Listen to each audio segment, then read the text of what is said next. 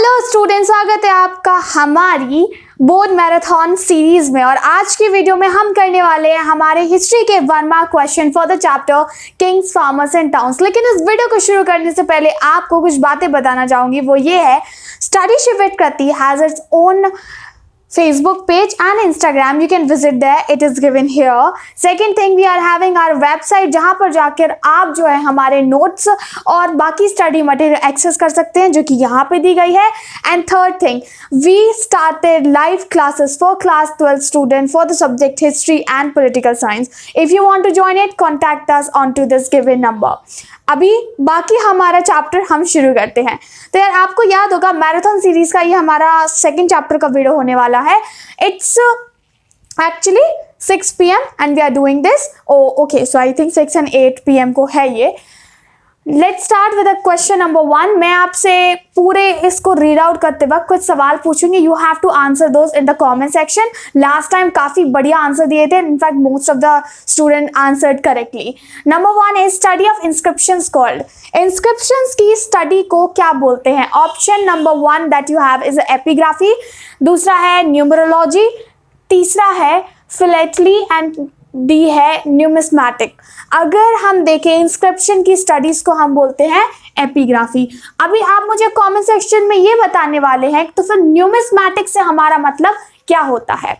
Question 2, Piyadasi means, ये एक ऐसा टर्म है जो आपके चैप्टर के स्टार्टिंग में ही आता है। तो Piyadasi is actually very important term. दूसरी बात ये है, इससे रिलेटेड क्वेश्चंस को बिल्कुल भी मिस मत कीजिएगा जो आप 8 मार्क्स 4 मार्क्स के लिए प्रिपेयर करें। तो पियादसी का मतलब देखते हैं। A option is god's favourite, actually not. B pleasant to behold, could be. And C pure soul, ये भी नहीं है। And D kings of kings. Okay, so B and D में से आपको चूज करना है। Right answer is B, pleasant to behold. Let's correct it. Okay, third one you have is which of the following is incorrect. Actually आपका केवल MCQ नहीं आएगा, उसमें ट्रू एंड फॉल्स आएगा, मैच द फॉलोइंग भी आ सकता है, और फिल इन द ब्लैंक आ सकता है, करेक्ट स्टेटमेंट वाले आ सकते हैं। तो हमें इसमें देखना है कि इनमें से कौन सा रॉन्ग स्टेटमेंट है regarding महाजनपद। महाजनपद emerged in early 6th century BCE, which is true. Now you have to see the correct one for it or like the incorrect one for it. Correct one तो सारे ही होंगे। A is early mahajanapadas has its own capital। तो सभी 16 महाजनपद थे, सभी की अपनी अपनी कैपिटल हुआ करती थी। अभी आप मुझे कमेंट सेक्शन में बताइए कुरु की कैपिटल क्या थी। ठीक है, Kuru is one of the mahajanapada and इसकी कैपिटल क्या हुआ करती थी। दूसरा, सम महाजनपद व मोनार्की एंड सम व ओलिगार्की। यस, कुछ मोनार्की थे, कुछ ओलिगार्की थे। Quickly do let me know in comment section students, oligarchy term से हमारा मतलब क्या है। See is both Buddha and Mahavira belong to Mahajanapadas. तो lord Buddha and lord Mahavir जो है वो दोनों ही महाजनपद से ही बिलोंग किया करते थे। अभी इनके महाजनपद कौन से थे आप मुझे कमेंट सेक्शन में बताने वाले हैं। वज्जी, वैशाली, और मतलब बताइए, जल्दी बताइए, हिंट तो दे ही दी आपको। And D is Magadh became the strongest mahajanapadas. ठीक है, मैंने यहाँ पे महा लिखा है शॉर्ट में क्योंकि हर बार लेंथी हो रहा था। So Magadha become the strongest महा after defeating Kalinga. Is this statement true? Actually अगर आप देखोगे तो ऐसा कुछ नहीं हुआ था। कलिंग को हराने के बाद जो है वो मगध सबसे स्ट्रॉन्ग नहीं बनता है। ठीक है, तो D statement is going to be the incorrect one here. ठीक है, question number 4, name the term used to refer to the guild of craft producers in Magadha empire. ये वाला यार दोस्तों सवाल ऐसा है कि इसी में आपका आंसर भी है, इसी में आपका सवाल भी है। ये वाले क्वेश्चन का आंसर मैं आपको नहीं देने वाली हूँ। Do let me no comment section quickly that question 4 का आंसर क्या है, और अगर वो क्वेश्चन में है तो वो भी बताइए। 6 देखते हैं हम, sorry 5th one. Dash was the center of tapping gold mines. If you guys remember that कि gold mines को टैप करने के लिए जो सेंटर था वो थी सुवर्णगिरी। ठीक है, तो यहाँ पे हम लिख देते हैं actually Suvarnagiri. I am a left handy so I need a space, Suvarnagiri.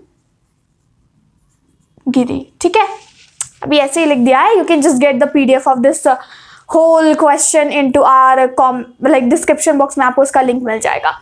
Six देखते हैं, Tripitaka is the best known legal text of early India. Early India में जो लीगल टेक्स्ट हुआ करती थी बेस्ट, वो त्रिपिटक थी।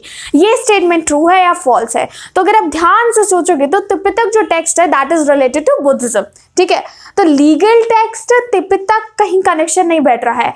आपने अगर चैप्टर से अच्छे से पढ़ा होगा तो आपको पता होगा Manusmriti is the text is the best known legal text of early India. तो ये वाला इस हिसाब से स्टेटमेंट क्या हो जाता है? फॉल्स, ठीक है।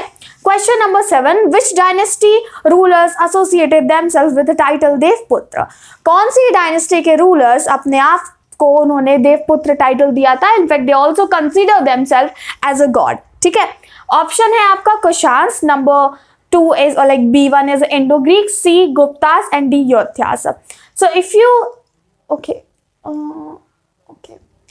अगर आप देखोगे तो इंडो ग्रीक नहीं, योद्ध्यास भी नहीं, गुप्तास भी नहीं, एक्चुअली कुशान्स थे जिन्होंने अपने आप को देवपुत्र टाइटल दे के रखा था। Question 8 is Rudradaman was the first ruler who inscribe messages to his subject on stone. Rudradaman पहला रूलर था जिसने अपनी जनता को मैसेज स्टोन लाइक इंस्क्रिप्शंस के थ्रू दिया। तो ऐसा तो कुछ हुआ नहीं था। एक्चुअली वो रूलर जो है वो अशोक था, राइट, अशोक। तो अशोक वॉज द रूलर जिसने अपने मैसेजेस को अपनी जनता के पास पहुंचाया। तो ये वाला स्टेटमेंट हो जाता है फॉल्स। और अभी आप मुझे जल्दी से कमेंट सेक्शन में बताइए कि रुद्रदमन जो है वो किस डायनेस्टी का रूलर था, ठीक है। 9th one is name the Greek ambassador of court of Chandragupta Maurya. Chandragupta Maurya के कोर्ट का ग्रीक एम्बेसडर कौन था? Megasthenes. Question 10 mention the ruling period of Ashoka. Ashoka का रूलिंग पीरियड, मतलब अशोक ने रूल किया है अबाउट 37 ईयर्स। अगर रूलिंग पीरियड की हम बात करेंगे तो यहाँ पे आ जाएगा आपका अराउंड 268 BCE से लेके लाइक लेट्स सी 268 BCE से लेके अराउंड 2, ठीक है। तो around 268 to 232 is the ruling period of Ashok. इतने टाइम इन्होंने शासन किया। और अगर आप बताना चाहते हैं किसी को simply that you can mention that about 37 years, ठीक है। Last one we have is Prabhavati Gupta was married into the family of. Prabhavati Gupta central figure of a chapter 2 and in fact she is going to be discussed in chapter 3 and 4 also. तो प्रभावती गुप्त की जो marriage है वो किस family में हुई थी, किस रॉयल फैमिली में हुई थी? योद्ध्यास में तो नहीं हुई थी। वक्तकास, D Kushans and C is a Guptas. So if we see that Vaktakas is the actually right answer.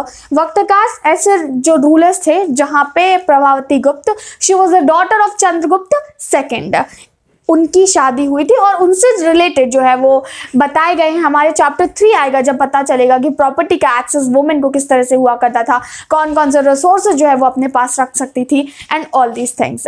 So guys we have ended up our video, क्योंकि हमने 1 मार्क्स के क्वेश्चंस जो है वो तकरीबन 11 देखे हैं, लेकिन जो हमारी PDF है उसमें आपको टोटल 20 क्वेश्चंस मिल जाएंगे as well as at the end of this PDF आपको आंसर्स भी मिल जाएंगे।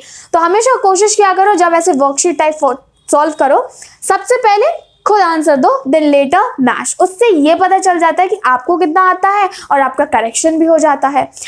बाकी मैं आपसे केवल इतना कहूँगी, marathon series is going to be a little bit interesting for you guys because here we are going to do number of changes into it. अभी वो क्या चेंजेस होंगे वो जरूर आपको जल्द से जल्द हमारे आने वाली सीरीज में बताया जाएगा।